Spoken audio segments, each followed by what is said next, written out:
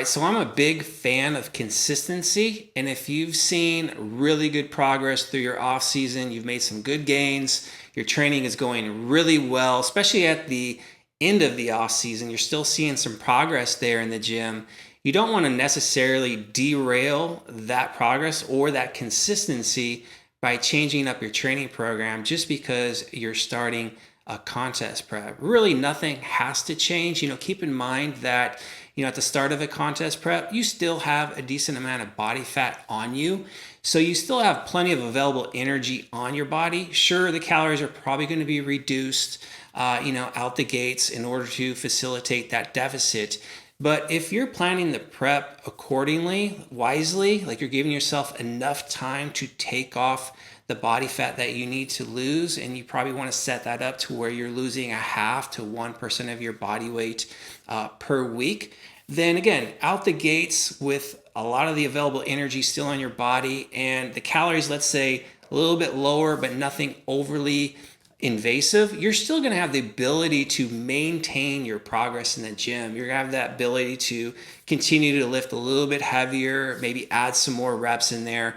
And the recovery shouldn't be so compromised in the early stages because the demand isn't, let's say, so high where the supply isn't going to be, within reason. So I don't think you need to really change the training at all. I think you basically just kind of, just continue with the same program in place and be reactionary, not so much proactive. Like, if you're proactive, you change everything up as the prep starts, then you have a lot of moving parts going on there. The fact that you've lowered calories down, you might have added in some steps or added in some cardio.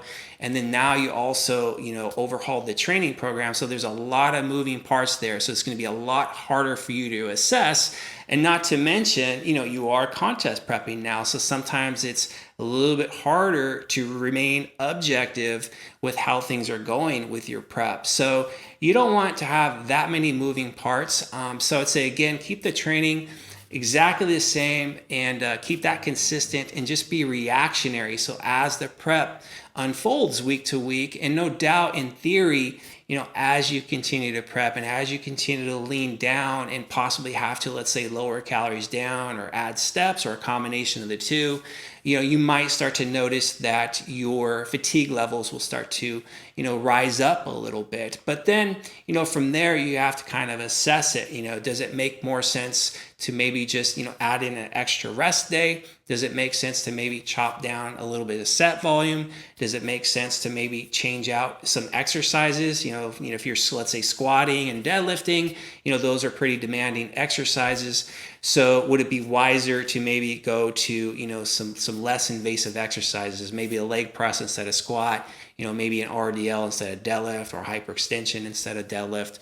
So, doing those types of things can, in a sense, just be small enough adjustments, small enough tweaks to where your supply and demand, match up a little bit better. But again, I think it's, wiser to be reactionary than it is to just, from the start of prep, just overhaul everything. Because again, there's just going to be so many moving parts there. It's going to be hard to assess and it'll be harder to adjust, as you move forward. So the name of the game, not just with, the training out the gates of a prep, but anything that we do in bodybuilding, when things are a little bit more static, it's easier to assess, especially if you're very consistent and you're very precise with how you're doing things. It's easier to assess what you're getting from that. And, once you kind of make the assessment, and then you therefore, how to adjust better. And when you make those adjustments, I would kind of aim for the more conservative adjustments, because anytime you do something that's a little bit assertive, there's maybe a little bit more room for error there.